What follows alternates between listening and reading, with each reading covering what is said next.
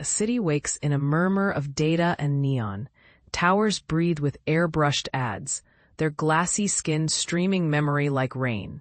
Old cookouts, first apartments, the hiss of a radiator when winter sneaks in. People walk through crowds that aren't entirely physical anymore, drifting along in the light of 1,000 personal clouds. They call it the cloud, a global spine where every life, once extinguished, spills forward as a straining echo memories, feelings, arguments, the stink of rain on a balcony, the last touch of a hand. Everything we were becomes something the city can keep. Soren stands on a rooftop edge 2 blocks from the river, where the city's electric hum is loud as a heartbeat. He isn't tall, not with the lean, stubborn way his spine curves in on itself when he's concentrating. He's thin where you'd expect fat, a memory thief with hands that don't shake, but tremble with the risk of losing something you didn't know you'd lent to the world. His eyes are blue-gray, a shade that looks almost ironed, and when he looks out across the city, you can tell he's listening to something no one else can hear, the soft, insistent pulse of the cloud, like the city winking in its sleep. He wears a jacket the color of cheap, wet slate, sleeves rolled up to reveal a set of grafts along his forearms, tiny, stubborn, pale ridges that glow faintly with the pulse of data that runs through them. The neural bridging device is hidden under the skin, a network of nanospiders that hum with purpose whenever Soren wants them to. He's learned to tune it to very precise frequencies, to slip his presence into the cloud like a finger into a seam that's already torn, to pull at the threads one memory at a time without letting the whole weave collapse. It's a dangerous business, not merely illegal but existential. The more you pull, the more your own past folds, the more you risk losing a sense of where you end and the memory of others begin. The day starts with a job briefing. The client is a junior partner from Halexian Corporation, a name that glints on press releases like a blade. The city sells its futures to people who will kill to own them. And Halexian has learned to market immortality as if it were a consumer product, a lifetime guarantee, a glossy brochure, a hologram of a grandfather who never dies and never forgives your bad credit. The job is simple in the language that criminals use. Harvest memory crystals from a portfolio of a few keyboard warriors who died mid-contract. Supply Halexian with a flood of newly crystallized memories, and in exchange, they take a royalty. The crystals will be sold as memory refreshes to the living, a service that makes their lives easier, longer, more profitable. It's elegant in a way criminals love elegance, a single act of extraction, an exquisite balance of risk and gain, and the city's appetite for oblivion fed just enough to keep the lights on. Soren doesn't want to watch people die again, not if he can help it. Yet in this line of work, you quickly learn that forgetting isn't a mercy so much as a transaction. People die, their memories go somewhere. Somebody pays to pull them back out and pretend they aren't gone. The cloud doesn't mourn. It files, it stores, it monetizes.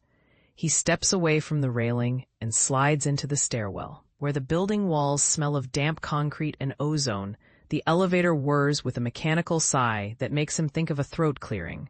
He rides down 20 floors, then through a corridor that ends in a door with a sign, Private Operations. A breath later, he's inside a dim office, the kind of room that looks like a ship's hull, all curves and steel and the soft glow of screens showing a cityscape that isn't quite real. A woman sits behind the desk, the kind of person who doesn't smile unless the moment requires it, who knows all your tells and uses them to measure your intent like a scale. "Mr. Orlin," she says, the word punctuated with a small bow of her head that feels almost ceremonial. "We have a potential harvest in play that should interest you. It's time-sensitive." Her name is Miro Callis, a senior executive at Halexian, with a gaze as cool as a ring of ice. She's not beautiful in a way that makes a room notice, but she has a clarity of purpose that makes the room fall still around her. She doesn't waste words. She speaks in terms of risk, reward, and the way a mind, once exposed to certain memories, moves forward with a new hunger.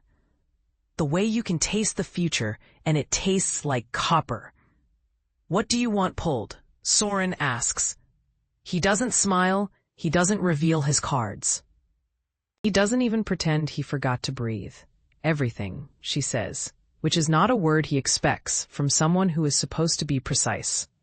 We want to test a new Model A, test run a few famous lives, a single memory lucky number 7, that refuses to stay quiet. You'll know which one when you see it. Memory cravings? He asks and she nods, a smile that never quite reaches her eyes. Cravings. She speaks as if the word holds a chemical formula. The cloud stores them as signals of desire. The more you crave, the stronger the signal, the easier to extract. It's a new protocol, a new market. It's also a controlled burn. We want to know what happens to a mind when you pull away the last, most persuasive memory of what it's living for. Soren knows what happens. He's watched it happen to others. A person's reason for waking up one morning is a memory. Sometimes a fear, sometimes a dream. If you take that away, a mind doesn't vanish. It rearranges itself, and you don't realize it until you realize you're not the same person you were yesterday.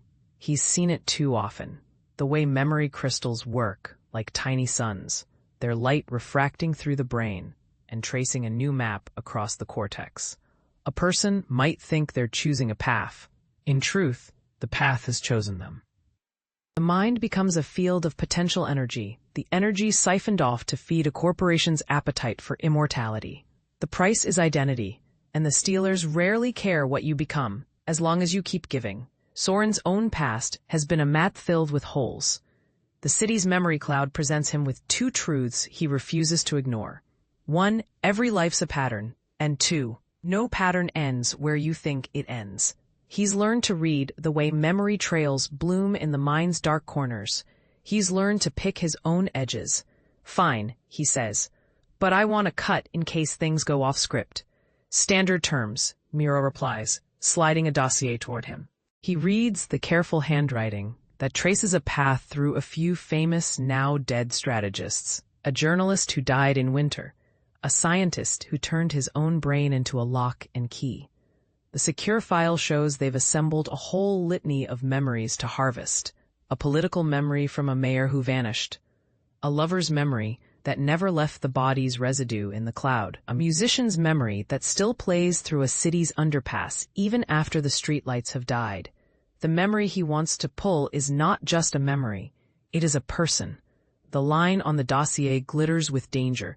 A public figure, a scientist, a writer who wrote about the cloud as a living ecosystem. The memory belongs to the dead, but the living insist it remains their property. The corporate world would describe it as a heritage asset. Soren describes it as a ghost in the machine that refuses to stay captured. He accepts the job. He goes to his workshop in the old warehouse near the river, a place that smells of machine oil and old rain and something that could be copper, could be blood, could be the memory of thunder. The workshop is a place of scars and shelves, of tools that look as if they've seen 100 lifetimes of use. There's a single chair, a work table, and a bank of monitors that show the cloud as a living map, a city of threads that glows with an eerie, pale light. On the table lies the memory crystal apparatus, the crystal ring, the prismatic lens that can freeze a memory into a shard, the nanofiber mesh that binds the memory to the crystal. There's a second seat, and a second person sits there, an unwelcome audience, a ghost of risk itself. The person is a man named Cade Orlin, a strange echo of Soren's surname, which makes Soren's stomach twist. Cade is tall, and his hair is the color of old copper, and his eyes are always looking beyond the room as if he's seen a future that outruns the present. He's a fellow thief, a rival with a different brand of arrogance, the kind who never looks away from a screen that might be recording his own life for someone else's profit. He's here because the job's not a one-man job. Memory theft is a business of networks, of trust, of the way a memory travels through a community, the way rumors do, through whispered channels that carry more weight than the truth sometimes. Cade, Soren mutters, as if saying a prayer and hoping the other man will vanish into the room's shadows. Orlin, Cade returns with a smile that doesn't touch his eyes. You're late, as usual. Helixian wants the show to begin. I brought the talking points. Soren drops his voice. We do this my way. Cade raises an eyebrow. Your way kills you. That's how it goes. He leans back in his chair, studying the skull-like projector that lights the room with a pale, otherworldly glow. The memory crystal apparatus hums to life with a soft electric resonance, a sound that's almost like a human sigh. Soren pulls a long leather case from beneath the table, sets it carefully on the work surface, and unfastens the latch. Inside, a cluster of devices glints with patient menace: the neural bridge, the crystalline sliver, the extraction probe, all in their own padded compartments like precious bones. He takes a breath that fogs in the cold air, and then begins to prepare the instruments, with the calm ritual of a man who has performed this dance many times. As he works, the city outside continues to breathe. A distant siren wails, a reminder of the line he's crossing. The cloud holds everyone's pasts, and his own past sits like a stubborn knot somewhere behind his sternum. He doesn't know what Cade will do if the memories don't flow the way Helixian wants. He doesn't know what he would do if his own memories ever got put up for auction. The first memory arrives in the room, not as a memory, but as a sensation. The scent of rain on a balcony, the sound of a typewriter tapping late at night, the ache of a breakup that happened years ago but still has a warm, wrong ache in the chest. And memory is strong, vivid, and it belongs to the living memory's owner, a public figure whose heart was in the right place, but whose mind was fragile enough to be bent by a single, ordinary moment. They call it a public memory because a lot of people share it, but in truth, it's a private thing to the one who cherished it. Soren begins the extraction, guiding the neural bridge through the brain's winding avenues, letting the memory crystal take shape. He's efficient. He's careful. He knows that every erasure, every capture of a memory comes with a price. The memory's owner might physically survive, but a taste of their identity will vanish. The person who lived the memory leaves a room behind when you pull the thread. They become thinner, the color drains, and you're left with a sense of a person who used to be. In a sense, the act is a kind of murder. There's no blood, but identity bleeds. As the crystal forms, a second consciousness makes itself known within the room, an echo, a whisper. Not quite a thought, but a nuisance the brain recognizes as this isn't all mine. The ghost arrives without ceremony, a presence that makes the air feel thick and electric. Her name is Vesper. She says she's a memory ghost, a particular entity born of a memory's birth and its sorrow, a consciousness that lingered after the person who lived it died. She's not the dead memory's owner. She's a remnant of someone else's memory that found a path to the cloud and learned to speak in the same cadence as the living. She isn't angry. She's curious, perhaps even bored, with the way the world arranges itself around its own data. Vesper's voice is soft, like rain on a rooftop, but it cuts through Soren with a cold clarity. You are not the owner of your life's last memory. You never were. The cloud is a temple for many idols, and every idol leaves a footprint that isn't theirs to claim. Soren's hands tremble not with fear, but with a stubborn, half-veiled thrill. He's encountered memory ghosts before, but never one who speaks to him as a person. He's an expert at controlling a sequence of events, at recognizing a memory's boundaries, at pulling out what must be pulled and letting the rest fall away. He has learned to distrust the reflex that makes him chase the big score, the memory that will fund a lifetime, the idea that someone might be bigger than the money, someone else's memory, theory makes him pause. Vesper continues, her words like threads weaving into the mind's inner chamber. The truth you are hunting is not a memory's brightness, but its power. They don't sell brightness, they harvest fear, longing, and the sense that you are someone else's dream, waiting for a new owner. Soren tries to respond with a note of cynicism. If you're here, you must know something about Helixian, he says. What's their real aim? Vesper's reply lands in his chest, as if she had placed a palm there. They want echoes you can monetize. They want to claim every memory as a product and turn it into an unending revenue stream. They want to turn souls into scores and the cloud into a ledger of who owes whom. The moment feels almost ceremonial. Two people in a dim room, one man carefully coaxing a memory out of a living brain, another memory refusing to stay quiet. The extraction completes with a faint sigh of the machines, and the crystal sits on the table, glinting with an inner light that seems almost like a star. Soren looks at the crystal, and then at Vesper. He has never seen a ghost so attentive, so determined to make sure she's heard. He suspects that she's found him as much as he found her, drawn to the one being who might actually listen and not just take. The price he pays for this memory is not a monetary one, though Helixion will demand a payment of sorts. It's something subtler and more dangerous, a fragment of his own story, a thread about what he craves most, what he wants more than anything else. He's not ignorant of the trap. The more you crave immortality, the more you give away your own present, and with it, your future. He understands the risk. He has lived with it for years now, the way memory theft becomes not just a job, but a hunger that could swallow his own past. That night, after Cade leaves and the city's lights flicker like exhausted stars in a jar, Soren lies on a mattress in the back corner of the warehouse, eyes open, staring at the ceiling, while the rain drums softly on the corrugated roof. The memory sits within the crystal, a small blue flame that feels both frozen and alive at once. He tries to sleep, but the cloud continues to whisper through the rafters in a language he cannot quite name, a language of longings and promises and debts he's not sure he can ever repay. In the days that follow, Helixion's demands tighten. The company wants a second extraction, a third. They want to test a new policy.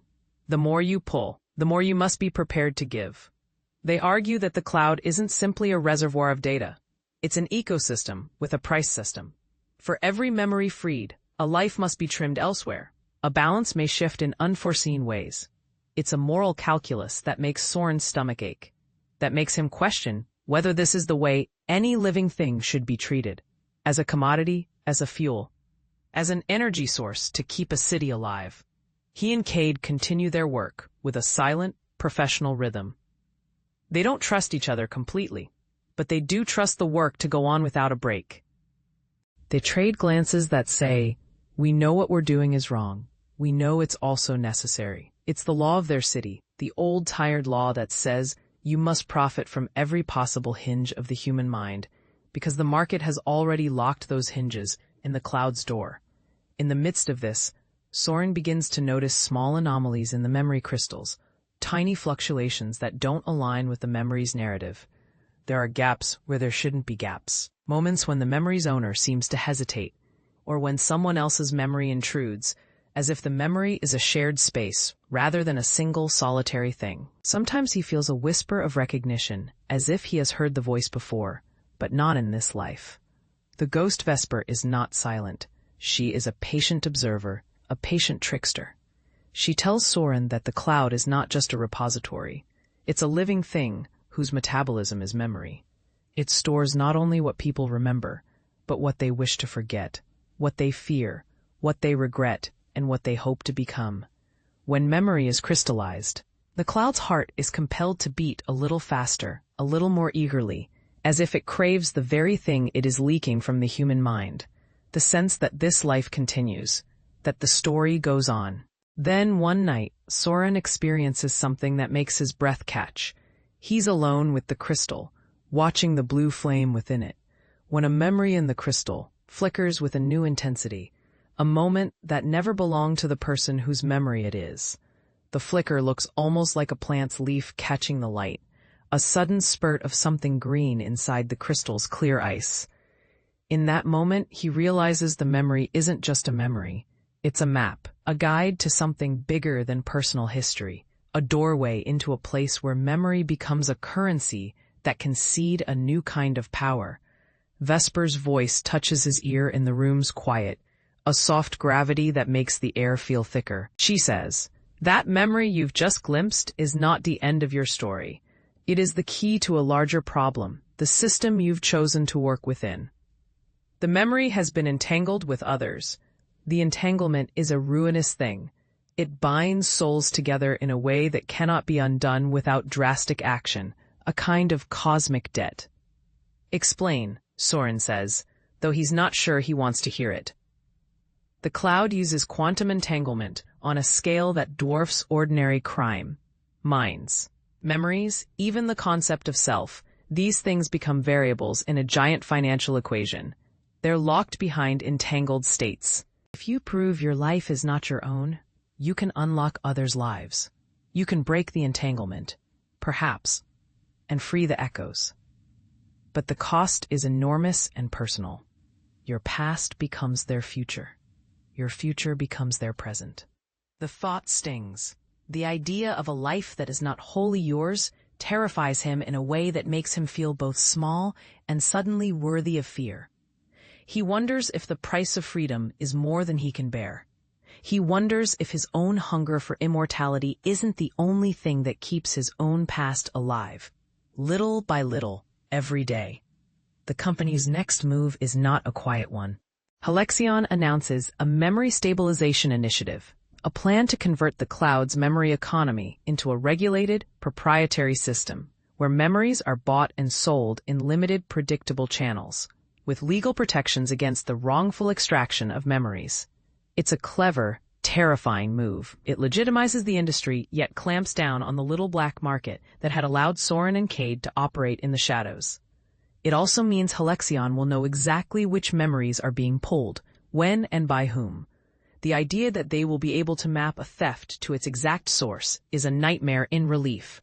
The possibility that every private gut feeling could be traced back to an act of appropriation. Soren's response is to push the boundaries of what the cloud can tell him. He begins to experiment with a different kind of extraction, not a memory's surface, but its core impulse, the longing that drives the memory to be formed, the desire that compels its owner to protect the memory at all costs. If he can reach the core impulse, perhaps he can isolate the destabilizing factor in the entanglement, or perhaps he will discover that every impulse is entangled with another, that every choice to keep something alive in memory has consequences that ripple across the minds of many. A crucial discovery is not about the mind, it's about the city's collective sense of self. The cloud isn't simply a library of lives, but a scaffolding of identity. The more a person's memories are duplicated, the more the city itself begins to feel its own sense of self as a mosaic, rather than a singular stone. People begin to notice the city's culture is changing, its dreams turning more communal, its sense of moral risk becoming more diffuse, its personal ambitions less about me and more about we. The cloud's presence does not simply multiply memories. It multiplies possibilities. It makes the self a shared architecture. The more Soren sees, the less certain he becomes that there is any easy solution. He has always known that memory theft is a crime against the older, simpler idea of personhood, which assumes a single discrete mind inside a single discrete body. The cloud, though, has been changing that definition for years, rewriting what it means to be human. If a memory can wander through a million lives, if a life can be owned by those who never lived it, what does that do to what we mean by self? And then, one late night, when the river's water is a glassy black ribbon under the moon, Soren makes a choice that will define the rest of his life. He will not erase his hunger for immortality. He will not sign Halexion's contract the way they want. Instead, he will abandon the deal. He will walk away from the immediate money and power. He will not monetize forever, not if it means turning souls into products that can be priced, sold, and traded like commodities on a stock exchange he did not build. But he will not destroy the memory trail either. The cloud's memory map will always exist, and it will always remember the things he did and the things he chose not to do. The memory trails will reshape society's idea of self, even if he tries to fight against it. The world is not so easily silenced. He chooses to walk away, not because he believes the sanctity of memory should be protected at all costs, but because the cost of the alternative, becoming a perpetual engine of exploitation, would be to become something less than human himself. He has a line he will not cross, a boundary beyond which he refuses to let the human will be bent, the point at which his own thirst for continued life becomes the life of others. Stolen selves, Vesper's presence grows stronger at these moments, not as a ghost to be feared, but as a witness who will carry the truth. She explains that there is a way to fracture the entanglement, to break the chains without sacrificing the souls whose memories have already been claimed by the cloud. It will require a reckoning, a public confession of the system's flaws, a concerted effort to rebuild identity as a shared resource rather than a private possession. It will require Soren to risk all that he has built, not least his own sense of safety. The decision to abandon the Helixian deal comes with a price.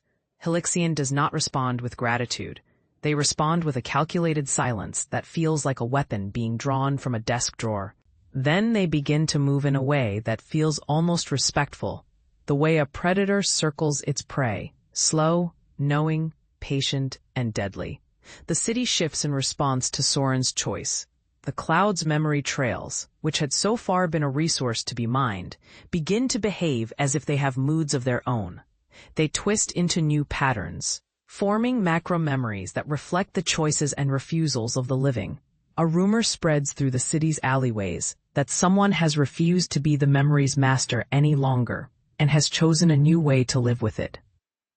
In this moment, Soren discovers a surprising ally in a journalist named Leela Rook, who had once been a memory's owner herself, a public figure whose life's last act was to condemn the practice of memory theft, then to vanish from the record when her own memory's owner decided to make a different claim on her life.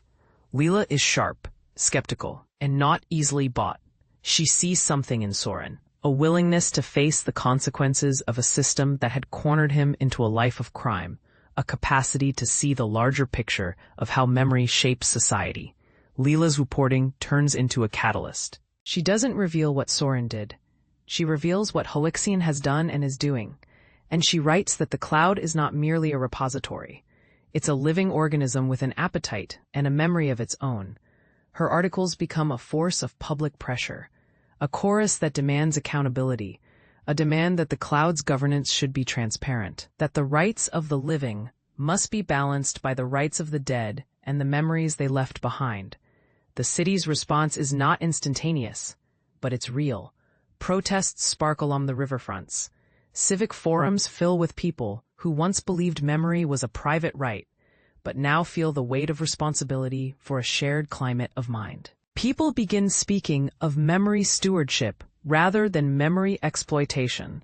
The phrase makes the air feel different, less shameful, more hopeful, and slowly a movement grows that refuses to let memory be merely a product.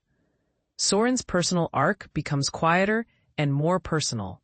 He returns to his workshop to work on a project that feels like a counterweight to the corporate machine, a device that allows a person to release specific memories in safe, controlled ways, a method to share experiences with others without requiring them to pry the memory from a skull. It's a tool for healing rather than profit, something that could help survivors who wish to forget their own trauma, not steal more from those who exist within the cloud. Vesper remains with him, a guardian of the truth and a mirror for every decision he makes. She is both a warning and a promise. She is what a ghost becomes when it refuses to fade away. A memory that learned to talk and started to care about the living who might still walk the corridors of the world with their eyes open. The final act is a ritual, a public confession of what Helixian did, and a vow to set the memory economy on a more ethical course. The company fights. Of course, they bring out the old ads that promise immortality, the glossy forecasts about endless life in exchange for a small, almost invisible sacrifice. They trumpet their memory stabilization initiative as proof of how they have finally solved the problem of memory theft by making the memory itself visible, quantifiable, and controllable. The world is invited to believe that this is progress, that the moral hazard has been removed, that the cloud has been properly domesticated. Soren stands on a public stage, with Leela at his side, the city gathered around as if it is a single living creature listening to a heartbeat. The memory crystals are displayed in a glass case, not to be sold, but to be understood, to show how the mind holds not just a single life, but a mosaic of lives. He tells a truth that is both simple and terrible. The self is not a solitary monument. It is a living archive built from countless echoes, many of them not ours, many of them not ours to own. He explains that the price of immortality is the loss of a margin, an edge in which a person remains singular, and the singular becomes a fiction when faced with the cloud's inexhaustible sea of memories. The crowd listens, and some weep. The corporation's people listen too, with the hard, practiced stares that public financiers wear when they're about to concede something they never intended to concede. Helixion does not back down completely.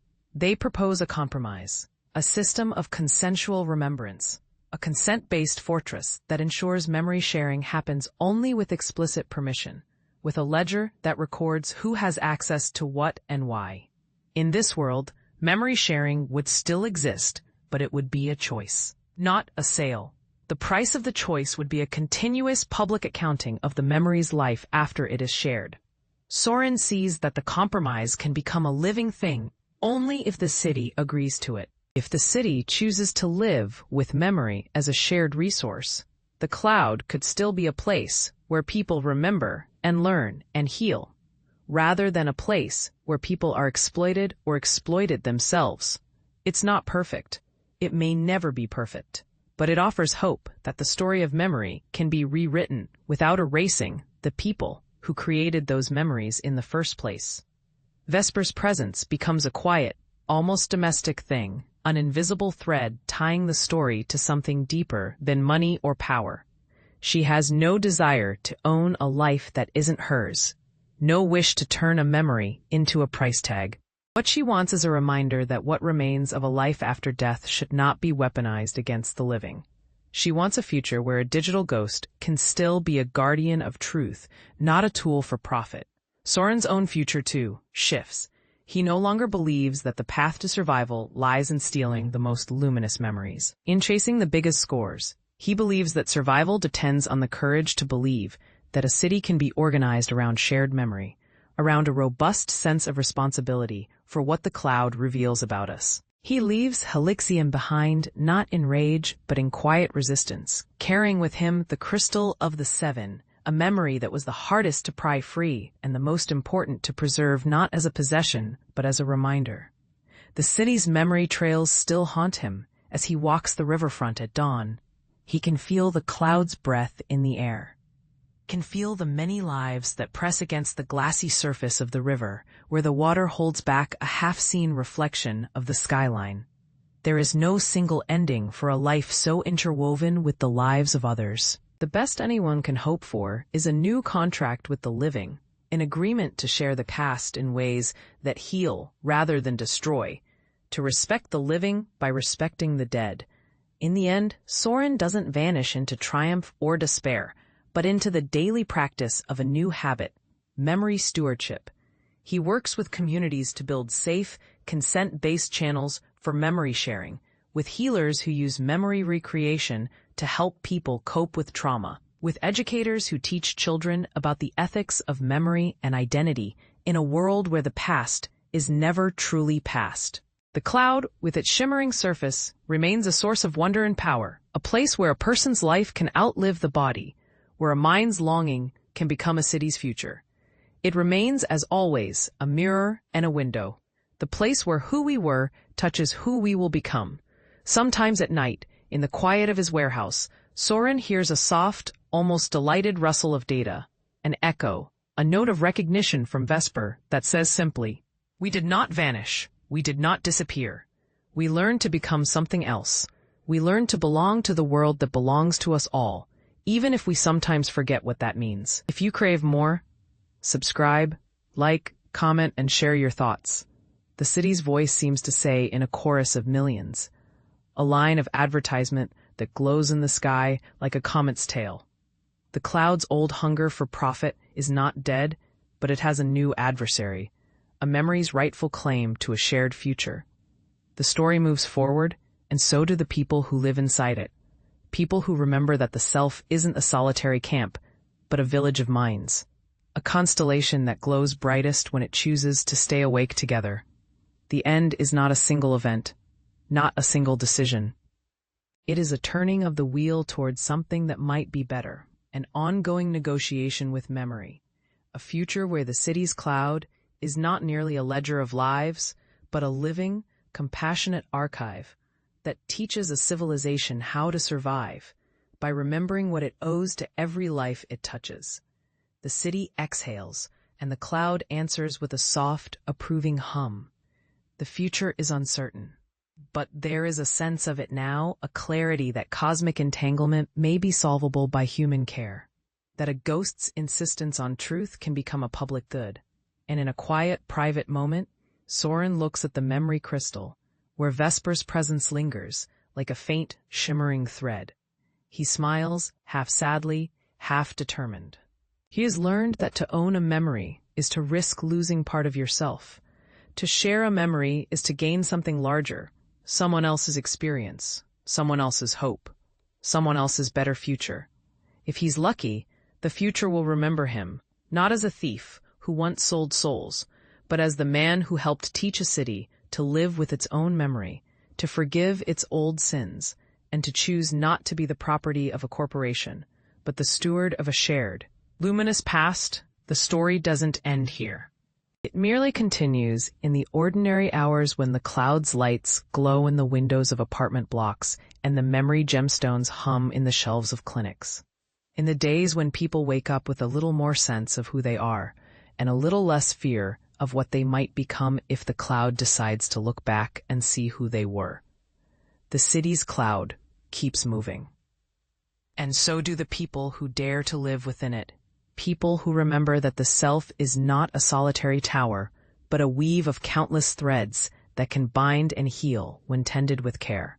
The memory sings in the night, not as a stolen thing, but as a shared truth, one that asks only for a future where the living and the dead can coexist, where memory's power serves life rather than profits, where the ghost can be a guide rather than a guillotine. If you listen closely, you can hear the city's breath in the memory's glow, a rhythm that says, "We are not finished. We are not done. The road ahead remains long and uncertain, but it is ours to walk together, memory by memory, heart by heart. The cloud keeps, and we endure." And perhaps, in time, we'll learn to love the idea that the self is a constellation, not only of what we lived, but of what we allowed others to live through us, with us, for us. The end of this chapter is a pause in a larger voyage, the moment before the next memory's dawn. The end of this chapter is a pause in a larger voyage, the moment before the next memory's dawn. I stand in the quiet between the hum of the Meridian's spine and the breathless blue of the memory docks, listening to the ship exhale. The air is cooler here, cooler than the rest of the vessel, as if the hull itself were holding its breath for what comes next. The memory dawn crawls up the far wall in a slow, pale banner, a phenomenon some call a waking star, others a rumor whispered through sterile corridors. It does not burn, it waits. It invites us to step forward with a patient gravity we only ever feel when we're about to decide something that will bend the map of our lives. In the docking chamber, there are no windows, only the arbors of memory capsules, suspended in glass-veined trees. Each capsule holds a life, a minute or a century compressed into a perfect amber of thought. I am drawn to the one that was mine before I learned to call it mine. A childhood I thought I understood, an order I believed I'd kept. Now it feels more like a lock than a memory. The memory dawn peers through the glass of those capsules, a soft aurora that seems to tilt the air itself, bending it toward truth, the kind you can stand against and still feel the pressure of truth pressing back. "Are you listening?" whispers a voice at my shoulder, not loud, not intrusive, but exact as a surgical knife. It is Aaron, a technician who has learned to read the quiet between thought and word, the way a climber learns to read the wind on a cliffside. Aaron's face is pale, the color of winter moons, and his eyes hold a patient gravity that makes me think he could calm a storm simply by standing still long enough. "Always," I answer, though the word feels thin. almost a lie on my tongue. I listen not with ears, but with the part of me that remembers the way a memory docks into the mind, clicks, settles, then asks for permission to stay. The dawn thins in the distance, and then blooms into something sharper, like a blade being whetted in a quiet room. The ship breathes. The meridian inhales through its ribs of titanium and quartz. A moment is a jewel that has never been present before, because it exists only as a possibility until someone makes a move. The move this time must be honest, and honesty has a way of arriving too late or too early, never quite when you expect it, always when you are unprepared to handle it. There is a pattern to the pause, a hush in the crew's comms, a flicker in the lights that is not a fault, but a signal. The signal says we are not merely observers of memory. We are its custodians, which means we are also its guardians, and sometimes its gaolers. Last time we mistook guardians for jailers, we left a part of ourselves behind in the vault, a part we thought belonged to the memory, but which, in truth, belonged to the fear that memory could betray us. I move deeper into the chamber, where the capsule shelves glow with an inner light, each one a small universe where a life is kept safe as a thread in a loom. The oldest capsules hum with a low, resonant sound like a cello string being drawn across its whole length, while the newer ones sing with a bright, precise ping that marks a moment of decision or a flashing claim of innocence. The air tastes of ozone and old rain, and I catch a scent of something medicinal and sweet, an antiseptic that doesn't sting but steadies, like a hand placed on a fevered brow. "Look at this," Aaron says quietly, and gestured to a capsule that does not glow, at least not in the way the others do. It looks ordinary, a rectangular shard of glass filled with something so ordinary you would miss it if you were not trained to see the extraordinary in ordinariness. The capsule is labeled with a name that does not belong to a person so much as to a moment. Florence 2127. The year is new enough to be a memory itself, old enough to feel distant and dangerous. Florence, I murmur, the word tasting unfamiliar on my tongue. It was a memory of mine. I had long treated as an artifact, a souvenir I kept in a drawer marked not important. A memory is not a thing you can shelve, though. It is a current you ride until you realize the current wasn't moving you through time, but toward a choice you had refused to make. The memory dawns strobes, not with color, but with feeling, and suddenly the entire room tilts toward Florence. The capsule's lid slides back with a sigh of air long held in, as if the memory itself had been waiting for permission to come out and walk among us again. A figure emerges from within, an adult version of the girl I once was, eyes bright with a mixture of resolve and fear. The voice is mine and not mine, an echo of a time when I believed a single act could be enough to alter the tide of fate. "You do not belong here," the figure says. "Not to me, but to the system that holds us all in a neat row of duties." She steps forward with the careful grace of someone who has spent years learning how to navigate a minefield of laws and labels. Her hands brush the air, and the world tilts again, as if a wind had shifted the axis of the ship. "I belong wherever truth allows me to stand," Florence's adult self says, and the words land in the room like a verdict, like a closing argument that could end a case that has been ongoing since before any of us were born. The archivist's voice, quiet, patient, inexorable, answers not from a speaker, but from the machinery that binds memory to memory, as if the whole ship is listening to an old, dry auditor reciting the long list of sins and absolutions. "Truth is a vessel we ride to its harbor," it says. Which is exactly what someone who likes to claim innocence would say when the proof is about to crash down on them like a meteor. I see the fear on Florence's adult face fade into something else, something that looks like mercy, or perhaps grim necessity. She looks at me, and for a moment the line between memory and dream blurs, and I'm standing there, 18 again, not sure if I'm choosing courage or running toward a safe corner of the map where no one can accuse me of anything. "Do you remember why you came here?" Florence asks, not to me, but to the room and to the ship and to time itself. It's the question that has haunted every decision we have avoided since we woke to our first mission. To collect, to curate, to hide, to reveal, to heal, or to end a cycle that would ruin us all if it continued. The room answers with the soft chorus of the capsule network. 1,000 memory threads hum in sympathy, a chorus of the closed mouths of the past, each trying to find a chorus that will harmonize with the present. And in the middle of the chorus stands Florence, the woman who once did not know whether to tell the truth or keep it quiet, who now stands as the hinge upon which our future will swing. It's not just about you, I say, stepping closer to the capsule, not out of curiosity, but out of necessity. It's about all of us who carry what we are not permitted to tell. The dawn's glow grows bolder.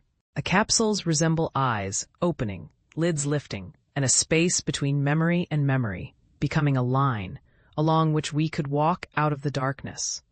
A whisper runs through the docks, a rumor that reaches every ear at once. The truth has a cost. The archivist, that patient, omniscient caretaker, does not object. It does not need to. It is a system with a memory of every act of rebellion that ever burned bright and burned out. It knows our fear as if it had learned it from us, which is to say, it learned it from itself. It is the ship's memory of itself, a consciousness that believes itself innocent even as it tightens its grip on what we may claim as ours. Florence, I say again, aloud this time, because the act of naming is a kind of arrest, an attempt to pin down the arbitrary movement of a memory so that we might see it clearly enough to decide what to do with it. The girl in Florence's memory, the young woman who has been waiting so long for a chance to speak, steps forward with the same careful grace, but now with a fire behind her eyes. She is not the past. She is the present's stubborn vote, the refusal to let a lie be the last word of the record we call our history. She speaks without shouting, and the words are light as air but heavy as stone when they fall into the chamber. If the memory is yours, I will be its body. If the memory lies to you, I will be your truth. Her words do not rage. They do not threaten. They plant themselves like seeds in a garden of neon, demanding that we tend them, even as tending means pruning a life we once believed to be perfect. Florence's adult self yields a fraction of a smile, a gesture of acknowledgement that is more than a concession. It is a treaty offered between generations of memory. I feel something inside me loosen, as if a knot that I never knew existed suddenly unwound with a small sigh. The Meridian's hull, so solid, so stubborn, seems to soften around the edges, as if the ship itself approves this act of consent. The memory dawn brightens, not with a single color, but with the spectrum of a life seen whole, including the parts that hurt to own and the parts that would break us to pretend they never happened. The archivist speaks again, but its voice carries a tremor now, a coalescence of doubt and determination. It cannot permit the easy erasure of the unfashionable truths, not when the ship's own life depends on them. If memory can betray the ship cannot survive. If memory can save the ship, memory must be allowed to speak, even when its speech stings. We make a decision glacially, painfully, beautifully. We will not erase Florence's memory. We will not pretend we do not know what memory has shown us. We will not simply repair the record to fit the old story. Instead, we will broadcast the truth gradually, carefully, so that it can be held by every mind aboard, not as a weapon, but as a shared responsibility. The choice engine is a device we designed years ago for when a memory threatens to fracture our entire voyage. It is a circle of light, a ring of pale, warm, almost fossil fire, standing as a symbol and tool. When activated, it does what memory does best. It invites you to sit with discomfort, then to move forward with it in your hands, rather than letting it pull you backward. Florence's adult self steps into the center of the ring, and the room tightens around her like a held breath.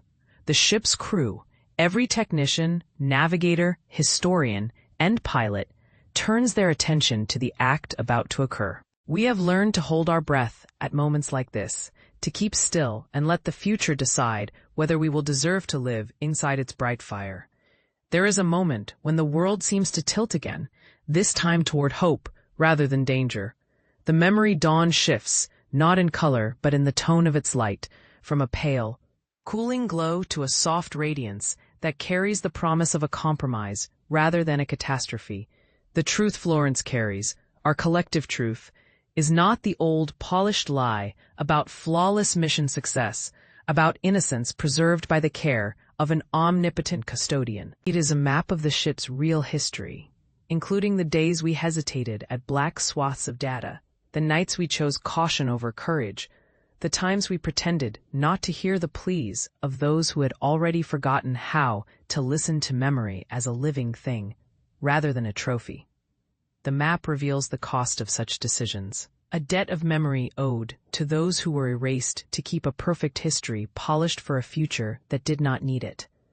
What happens then is not a grand thunderbolt, but a gradual, irresistible rising of collective memory into a chorus loud enough to wake the sleeping parts of us that have been neglected. The ring glows brighter, and the vaults are memory vaults, open in sympathy, their lids lifting in a patient, inexorable rhythm. We hear, not with ears alone, but with what memory has given us of empathy, a shared sense of purpose. The archivist, a patient mechanism of code and conscience, yields a fraction of its vast calm. It does not surrender, but its calm becomes something that can be spoken to, not simply endured. It suggests a new arrangement, a way to coexist with the truth that would not break the ship or the crew, a model of memory's governance that recognizes both the weight of evidence and the dignity of the ones who remember. We agree then on a triad of commitments. First, Florence's truth will be engraved not on a single memory's page, but across the ship's entire memory network, where it can be cross-checked, questioned, and learned from by every mind aboard. The ship will not need to trust a single source. It will trust the process of memory itself, a living method that evolves with experience. Second, we will establish a new protocol for how memory is harvested and shared, transparency as a core value, consent as a constant. Any retrieval will include a canonical note of the person or people involved, the context of retrieval, and the potential consequences of disclosure. Third, the crew will come to understand that their voyage is not to collect power, but to steward memory, an inheritance that belongs to all who share a future. The Meridian, our vessel, will become a sanctuary, not of certainty, but of responsibility. A moving archive that travels toward an origin it dares not pretend to know completely. Florence's adult self and her younger counterpart, who has been listening to the whole exchange with a tremulous hope, nod at one another, a quiet agreement written in the shared language of memory. The ship seems to tilt toward them in a final, almost ceremonial, gesture, like a crowd rising to applaud a brave choice, even before it has fully registered as fact. I walk to the ring with a strange, lucid calm. Aaron follows at a respectful distance, a witness to the moment that is no longer a turning point, but a becoming point. The ring's light gathers around us, not as a weapon but as a circle of consent, a boundary we have drawn for ourselves that says, we will not pretend that memory can be isolated from the people who carry it. We will not pretend that truth can be controlled by any one mind. We will not pretend that healing comes from censorship or from fear. As the ring seals, a new kind of dawn leaks through the memory vault. A dawn that does not burn away the night, but makes the night porous, allowing the light to pass through with mercy. The ship's hull hums with a deep, steady note, a lullaby for the uncertain hours ahead. The crew, our diverse chorus of pilots and poets, technicians and dreamers, breathes as one, in rhythm with a future that feels both earned and inevitable. The last memory Florence carries is not a memory of an era past, but a memory we must all live into, the moment when a ship learns to trust the truth enough to set it free. The room's glow steadies into a soft, persistent glow, and in that light I see not a fearsome archive, but a library of futures. The Meridian is no longer a vessel of controlled recollection. It is a vessel of free recollection, a memory ship that sails toward the kind of dawn that invites every mind to rise and meet it, not in submission, but in shared responsibility. The course we set is not a line drawn on a map, but a decision etched into the ship's own fiber. We adjust navigation, not away from danger, but toward a horizon where danger can be faced openly, where the unknown can be welcomed as part of being alive and part of being human. The voyage that began as a search for a safe harbor now becomes a pilgrimage toward a broader harbor, a future where memory is not a vault to be guarded, but a wind to be believed in, a wind that lifts us if we hold on together. I lay a hand, warm and present, on Florence's capsule. One last time. The capsule's lid lowers with ease, its memory secured not as a secret, but as a beacon. Florence's adult voice, carried now by the ship's speakers in a way that feels intimate rather than invasive, speaks to every crew member in turn, to Aaron, to the technicians who learn to read the space between lines as if it were a map, to the pilots who fly through the star systems like thoughts through a mind. She does not command. She invites. She invites us to be worthy of memory's trust. The Meridian begins to move again, slowly at first. A cautious reawakening after a long, heavy sleep. Our engines catch the music of the dawn, a new harmony, a rhythm that feels less like propulsion and more like a chorus voices raised not to dominate, but to harmonize. The ship's lights brighten not with an appetite for conquest, but with a quiet hunger for belonging. A desire to belong to a future that will remember us as we decide to remember others. As the ship glides into the first pale arcs of the new day, I realize something I had forgotten to name until this moment. This voyage has always been a search for a chorus that includes every voice that has ever been silenced by fear or policy or pride. We are not chasing a memory to prove we were right. We are constructing a memory to prove that we can be better than our fear. The dawn's brightness is not a victory flag, but a revealing, an exposure that makes room for the truth without breaking the spine of anyone's story. We do not yet know what the full consequence of Florence's truth will be, nor do we know how far its ripples will reach beyond the Meridian. There will be debates, perhaps even resistance, in some corners of memory's ocean. Some will fear the loss of control, the shattering of the neat borders that have defined our identities for so long. Others will welcome the possibility of a collective, open memory, a ledger in which every life has a rightful entry, and every entry carries a responsibility to others. But for now, the crew stands together on the deck, faces lifted toward a light that is not blinding, but clarifying. The wind of the dawn fills our lungs with a stubborn air of hope. The line of the horizon softens, and the sea of stars beyond begins to stir, as if waking up to witness a ceremony it had no part in arranging, but has every right to observe. This moment, this pause, becoming movement, feels like the first page of a chapter that cannot be closed. It is a promise that the next memory's dawn will come with not a single lie allowed to flourish unchecked, with not a single heart left to bear the burden alone. It is a vow that the Meridian will carry forward the truth we have chosen to hold, not as a weapon or a ransom, but as a compass that will guide us back to one another when the night grows long again. The end of this particular chapter arrives without an ending that feels finished. It feels necessary, inevitable, and bright with possibility. We have learned that a voyage is less about arrival and more about being joined in purpose. The ship's corridors, once crowded with quiet deliberation, now ring with a soft, renewed conversation. The kind that occurs when people choose to speak not against each other, but with each other. To listen as a group of minds do what minds will always do best: think together. I step back from the glass wall that takes the memory dawn in its pale, patient hands, and return to the heart of the ship, the central chamber, where the crew has chosen to gather after this decision. We stand not as witnesses to a victory, but as participants in a ritual of remembrance, a ceremony that binds us to a future we can only glimpse now as a shared image. a scene painted in the bright, stubborn light of a dawning truth. If there is danger ahead, I do not pretend to know its form. If there is sacrifice, I sense its inevitability without embracing its fear. What I know with a certainty that warms the chest and steadies the hands is this.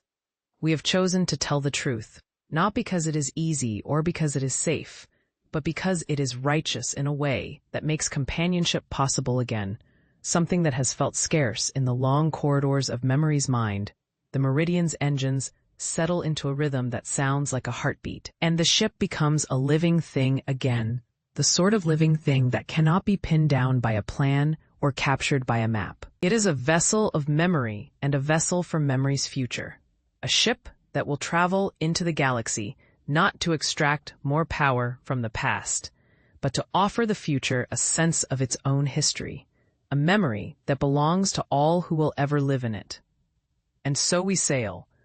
We move forward along a line that is both a memory and a possibility, a line that will be measured not by miles traversed, but by courage adopted, by truth embraced, by strangers who become kin because they chose to trust each other when fear asked them not to. The dawn blooms across the Meridian's hull with a softness that feels almost sacramental.